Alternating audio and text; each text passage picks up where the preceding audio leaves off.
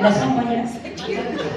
Penuhi kiranya diri kita dengan keikhlasan dan ketabahan, agar keduanya dapat tercapai.